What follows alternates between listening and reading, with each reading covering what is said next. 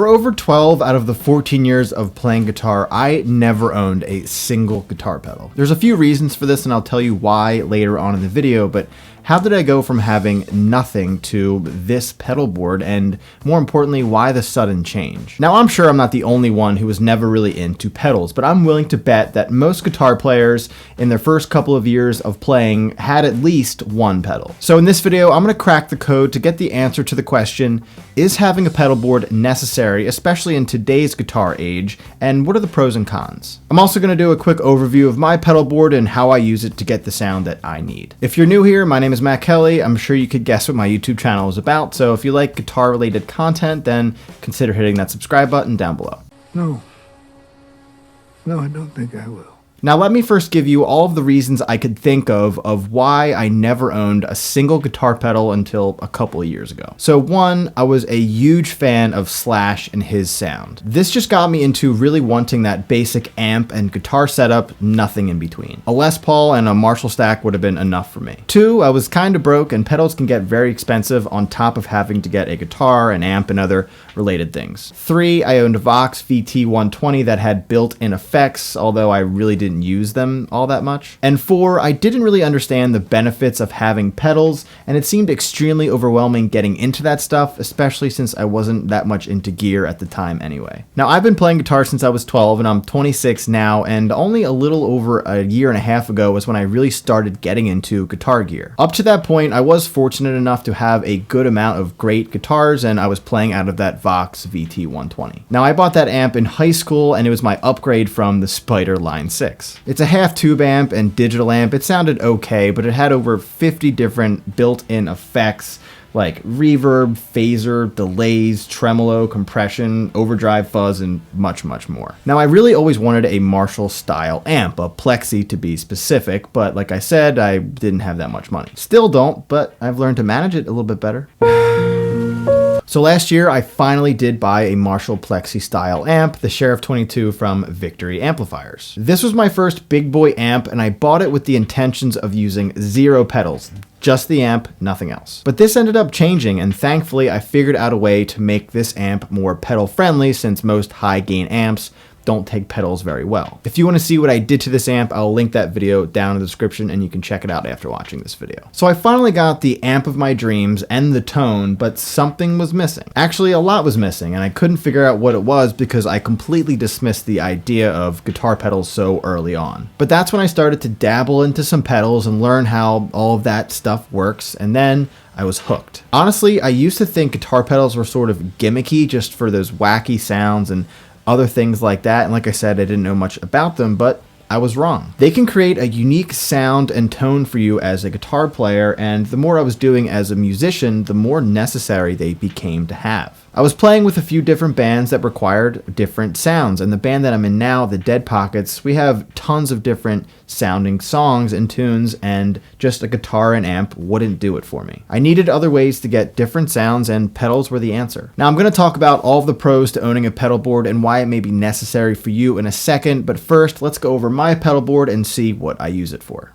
So this pedal board is the Pedal Train Classic Junior, I believe. I just bought it maybe a week or so ago. So let's just do a quick little rundown of what I got on here. I have the Polytune TC Electronic tuner pedal that speaks for itself. Then I have the compressor, Keeley compressor. I use it very sparingly. I don't use it too often. I really only use it when I'm playing out of the Strat and some clean tones. Other than that, it's off.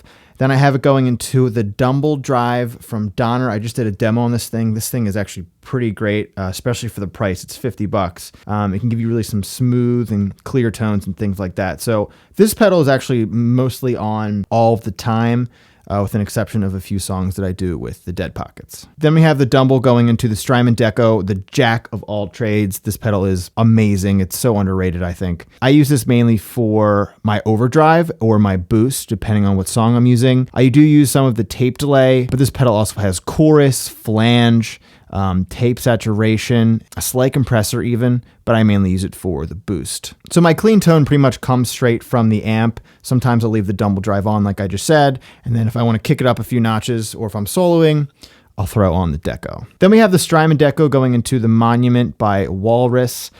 This pedal is great. It's a harmonic tremolo pedal. It's also a standard tremolo pedal as well. It's one of those pedals that I never really thought I needed, but it can actually do a lot for your tone and for your sound. And very subtly, it can actually enhance your solos and things like that, but I'll do a whole other demo and talk more about that later. Then I've also been messing around with the Island Delay from Donner. I just did a demo on this as well a couple weeks back. I'm really not into delay that much, but I have been messing around with it. It has over 10 different delays. It's also a looper pedal, so that's great to have. So I don't have to add another looper onto the board, but I mainly use it for maybe some analog delay. It also has a really great tremolo delay as well, but I'll use very low levels of it. And then, of course, I have the Golden Reverberator, one of my all-time favorite reverb pedals from Universal Audio. This thing's great. I did a demo on this. You can check that out. I'll link it down in the description. This just gives me my plate reverb sounds. It also has chamber, spring, and hall. I do use the spring setting. I actually use all of them pretty often, but mainly I use the plate. So overall, I'm still working out what I want on the board. I'm still testing certain pedals out until I figure out exactly what it is that I need. But right now, this works great for me. I mainly use the Deco, the Dumble. The Golden Reverberator is pretty much on all the time. Very low levels of it, of course. Like I said, barely use the compressor. I might actually take this off and replace it with something else. I'm not sure yet. And then I do use the harmonic tremolo here and there.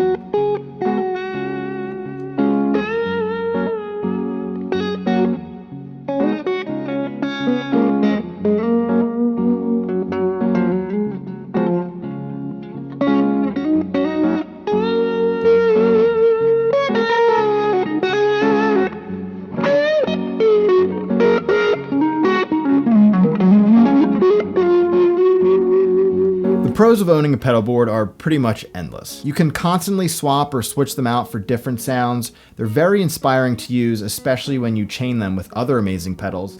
They can instantly change the sound of your tone in a second if you need to. You aren't limited to what you can experiment with, and the list goes on. And let me know what your pros are down in the comments below. Now, why would owning a pedal board be necessary for you? Well, it depends on your situation. Are you gigging a lot or with different artists? If so, then you need a pedal board to get all those different sounds. Are you in a cover band? If so, different pedals can help you achieve the tone from the exact songs you are covering. Now, do you need one for bedroom practicing and playing? You don't, but most people want to experiment with these things and have fun with these pedals. So if that's you, then go for it. Are you also moving around a lot with your gear? If so, getting a pedal board to organize all that stuff will be very beneficial. Even if you aren't a pedal person, I can come up with a couple different pedals that could be helpful to you, like a tuner, a looper, an EQ pedal, etc. So if you're someone who loves that classic just guitar and amp, you should look at pedals from the point of view that they can be there to help and enhance your tone of that natural amp and guitar sound. And depending on the ones you get, they're not going to intrude on that tone,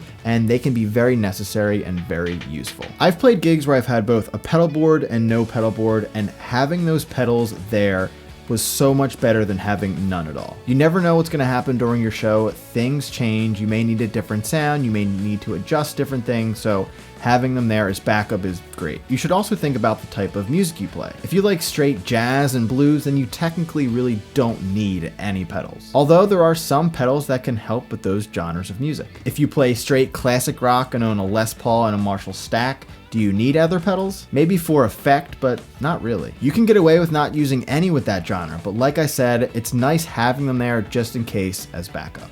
So what are your thoughts on pedal boards or pedals in general? Do you like using a lot, a little, or none at all? Let me know down in the comments. Also, most of those pedals that were on my pedal board, I have done demos for them individually, so if you want to check them out or you're interested in one of them, then you can find them on my channel. If you enjoyed the video, make sure to give it a thumbs up. I will see you in the next one, and whether you own a pedal board or not, always remember to keep on playing.